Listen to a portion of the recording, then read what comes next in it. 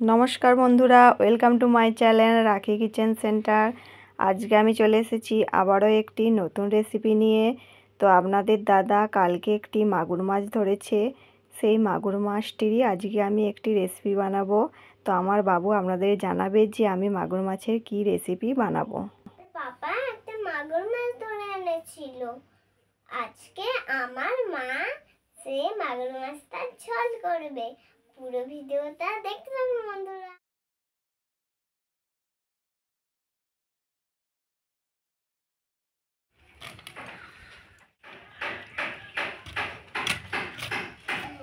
দেখুন বন্ধুরা কেমন রক্ত বেরাচ্ছে, ফোঁটা কেটে কেটে রক্ত বেরাচ্ছে, পুরো লাল রক্ত।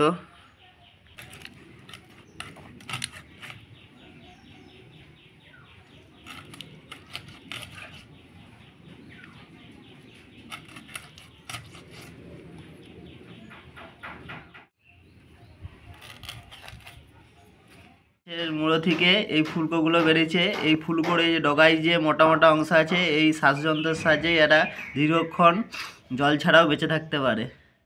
মাগুর মাছটাকে আমি ভালো করে ধুয়ে নিয়ে চলে এসেছি। এবারে আমি নুন হলুদ মাখিয়ে নেব।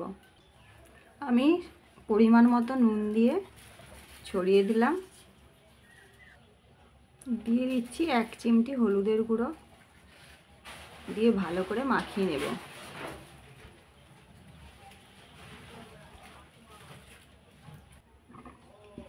মাছটাতে আমি ভালো করে নুন হলুদ মাখিয়ে নিয়েছি।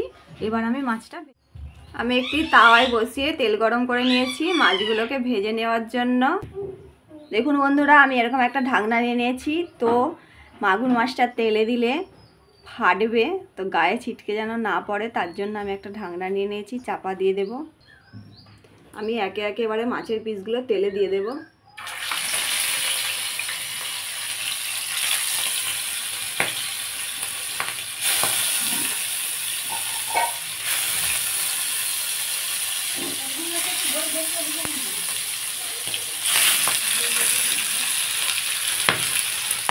দেখুন বন্ধুরা, মাছগুলো কেমন ফাটতে শুরু করে দিয়েছে।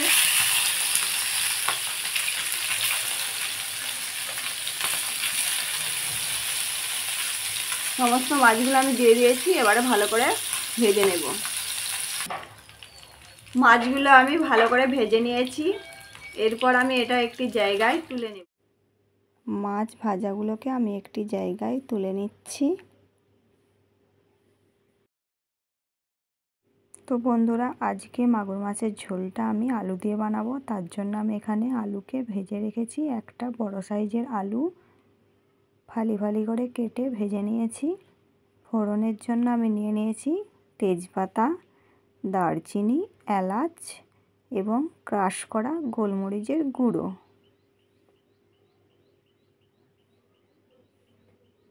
আমি প্রথমে গ্যাসের চুলায় একটি কড়াই বসিয়ে গরম করে নিয়েছি। আজকে আমি রান্নাটা করব সর্ষের তেল দিয়ে, তার জন্য আমি নিয়ে নিয়েছি সর্ষের তেল। তো কড়াইটি গরম হয়ে গেছে, এবারে আমি দিয়ে দিচ্ছি 2 চামচ পরিমাণের সর্ষের তেল। তেলটা গরম হয়ে গেলে আমি ফোড়ন দিয়ে দেব। ফোড়নের জন্য আমি দিয়ে দেব তেজপাতা, দারচিনি এবং এলাচ। এখন আমি গোলমরিচটা দেব না। তেজপাতা, দারচিনি, এলাচটা আমি তেলে দিয়ে দিলাম। এগুলো একটু প্রথমে ভেজে নেব।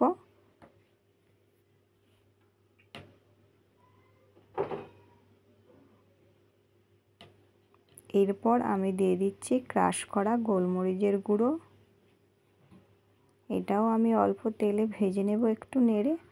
তারপর আমি দিয়ে দেব পেঁয়াজ কুচি এবং লঙ্কার কুচি। এখানে আমি রেখেছি একটা বড় সাইজের পেঁয়াজ আর 3টে কাঁচা লঙ্কা। এইগুলো আমি তেলের মধ্যে দিয়ে ভালো করে ভেজে নেব। পেঁয়াজটা আমি ব্রাউন করে ভেজে নেব। তো দেখুন বন্ধুরা, পেঁয়াজটা আমি ভেজে নিয়েছি। এরপর আমি দিয়ে দিচ্ছি 1 চামচ আদা রসুন বাটা।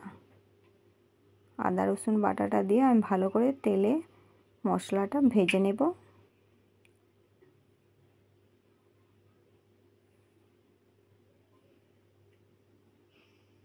মশলাটা যাতে নিচে বসে না যায়, তার জন্য আমি যে বাটিতে মশলাটা রেখেছিলাম বাটা মশলাটা সেটা ধোয়া অল্প পরিমাণে জল আমি এখানে অ্যাড করে দিচ্ছি। এবার আমি গুঁড়ো মশলাগুলো দিয়ে দিচ্ছি। এখানে আমি নিয়েছি 1/2 চামচ হলুদ গুঁড়ো আর নিয়েছি 1 চামচ জিরে গুঁড়ো, এটা আমি অ্যাড করে দিলাম। ভালো করে সমস্ত উপকরণগুলো আমি মিশিয়ে নেব। সমস্ত উপকরণগুলো আমার মেশানো হয়ে গেছে। এরপর আমি দিয়ে দিচ্ছি কাশ্মীরি লঙ্কার গুঁড়ো।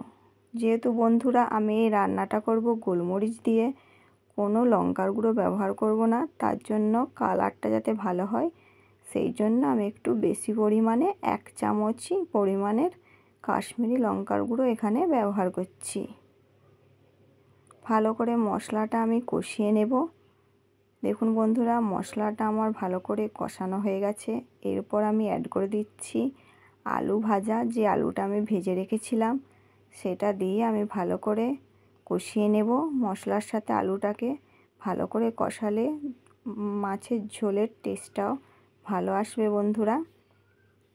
তো আলুটা আমার মশলার সাথে কষানো হয়ে গেছে। এরপর আমি দিয়ে দিচ্ছি পরিমাণ মতো জল। তো আপনারা গ্রেভি যদি খেতে চান একটু কম পরিমাণের জল দিবেন। তো আমি ঝোল করব, তার জন্য আমি একটু বেশি পরিমাণের জল ব্যবহার করেছি। আমি দিয়ে দিচ্ছি স্বাদ মতো নুন। ভালো করে নেড়ে নেব। ভালো করে নেড়ে নিয়ে আমি ঝোলটা কিছুক্ষণ ফুটতে দেব। ঝোলটা আমার ফুটে গেছে। ভালোভাবে ঝোলটা ফুটে গেলে এরপর আমি দিয়ে দেব যে মাছটা আমি ভেজে রেখেছি, সেই ভাজা মাছটা আমি ঝোলে দিয়ে দেব। ভাজা মাছটা ঝোলে দিয়েও আমি কিছুক্ষণ ফুটিয়ে নেব। ভালো করে নেড়ে নিচ্ছি আমি ঝোলটা। কিছুক্ষণ মাছটা দিয়ে ফুটিয়ে নিলেই মাগুর মাছের ঝোল রেডি হয়ে যাবে বন্ধুরা। দেখুন বন্ধুরা, মাছটা দিয়ে আমি কিছুক্ষণ ফুটিয়ে নিয়েছি। ঝোলটার কালার কত সুন্দর এসেছে দেখুন। আমার মাগুর মাছের ঝোল রেডি হয়ে গেছে। আমি একটি পাত্রে ঢেলে নেব। আমি একটি পাত্রে ঢেলে নিয়েছি। আপনাদের দাদা আজকে টেস্ট করে বলবে মাগুর মাছের ঝোলটা কেমন হয়েছে।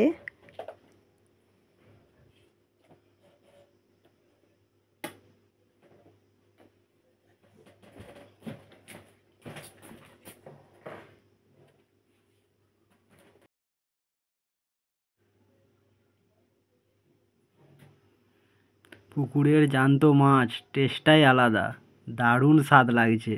অনেক দিন পরে এরকম মাগুর মাছের ঝোল খেলাম।